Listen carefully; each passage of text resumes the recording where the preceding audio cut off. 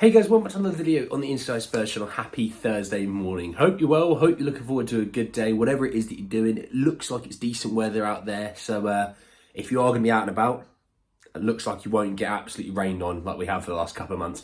This video is centred around kind of the Pierre Emile-Højbjerg situation, you know, the fact that he has hired new representation and what that might bring, as well as clubs that are interested in him, clubs that have been interested in him, now resurfacing, and clubs that used to have him resurfacing. So we'll talk a little bit about all that information as well. And I do want to touch on the new ticket prices because it's a hot topic. And, you know, I just want to add some of my opinions, but also just try and offer up different schools of thought that maybe, you know, you have your opinion, but you hadn't thought about.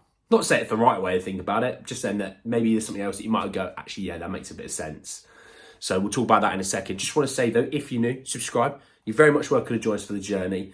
And let's start with the Pierre Emile-Højbjerg. And the first one, it came from Team Talk, and they were talking about, you know, the fact he has new representation, the fact he has, you know, interest in other clubs.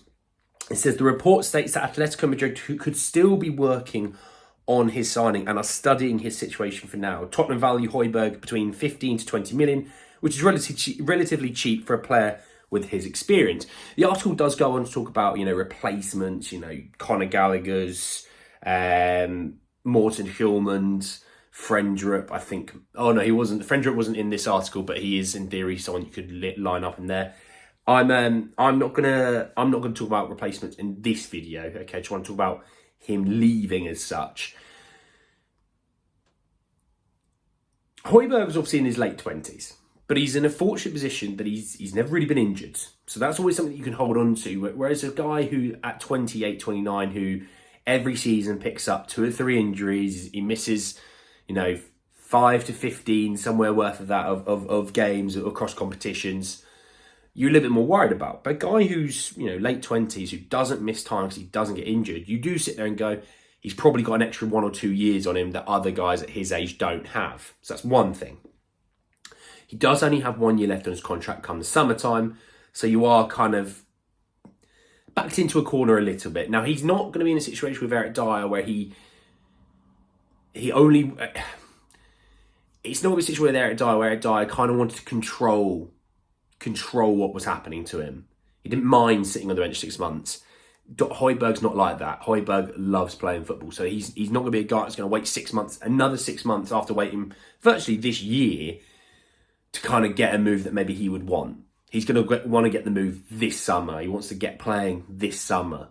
You know, at the end of the day, professional football careers are a short time, and, you know, he wants to make the most of it. So I totally get that.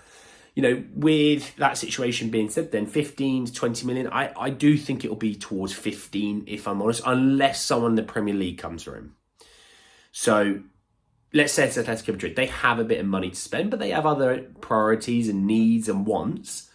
They're not going to offer you 20 million. They're just not. You'll probably get 15 from Atletico Madrid.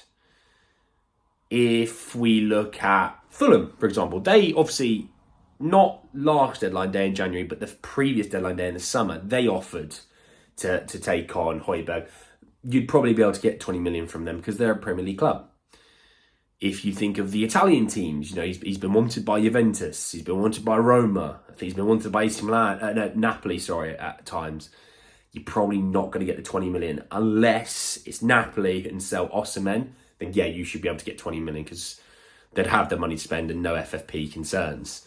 So in that being said, then who is the team that's quote monitoring Højbjerg? And it came from Ecuador. He said that Bayern Munich are monitoring the situation of former player Pierre Emile-Højbjerg. Atletico Madrid and Juventus continue to be linked to him. Look, he obviously former Bayern player. He was at Bayern before he ever came to England, before he came to Southampton. Excuse me. And look, Bayern Munich would have the money to spend, and look, you have a decent line of communication with Bayern Munich due to Harry and Eric. I don't think he'd play there, though.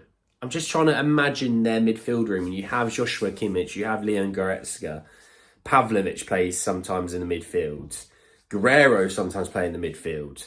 Yeah, you could do with another option, but that's why they wanted Paulinho. You know, that that step to kind of say he'd actually start when everyone's fit. Højbjerg's not going to start when everyone's fit, so I don't see it being them. Look, Pogba's getting a four-year ban for his positive testosterone test. I don't know enough about it, so I'm not going to talk about it.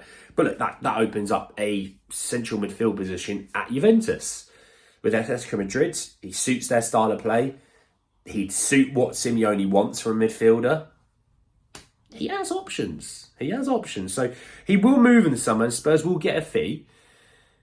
What that fee is, we don't know. Now, let me talk about the season ticket prices. So if you're not aware, yesterday it came out, probably somewhere in the early afternoon, that Spurs were increasing their season ticket prices by 6%, as well as scrapping the senior concessions and things like that. I think everyone kind of expected maybe an increase. I'm not annoyed by an increase. Let's say if the increase was couple of percent. I think Spurs, you're always going to have fans that are going to complain. We already are a ridiculously overpriced entity when it comes to our games. This is going to push games like Nottingham Forest at home to well above £70. This is going to push watching Luton Town well into the mid-60s. And that's where you kind of need to start seeing these things. This is never going to go back down the other way. This is never going to level out. This is just going to keep going and going and going.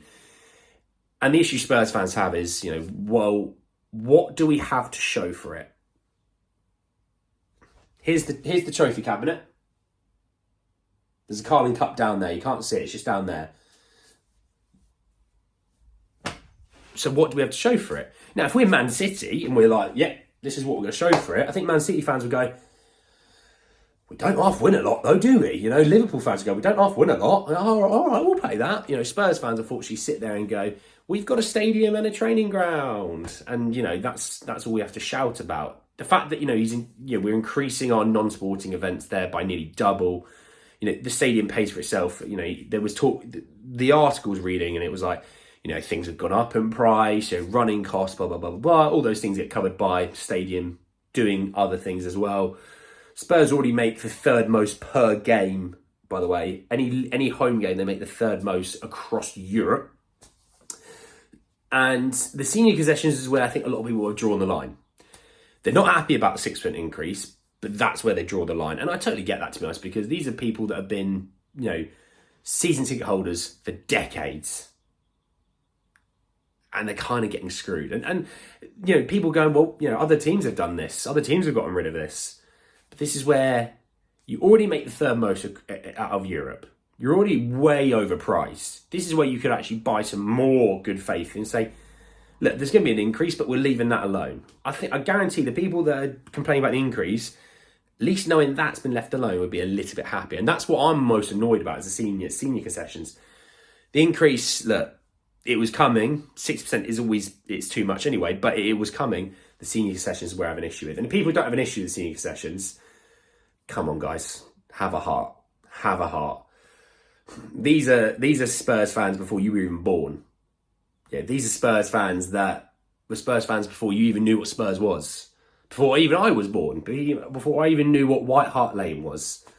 And they're kind of getting screwed a little bit here. So it is such a shame for that to be happening. But the nice thing is, Daniel Levy's going to spend loads of money this summer now, isn't he? Because you have to think about it. If he's going to do all these things, he's going to be charging more money. That means he's going to spend way more money without any issues. But we still sold Harry Kane.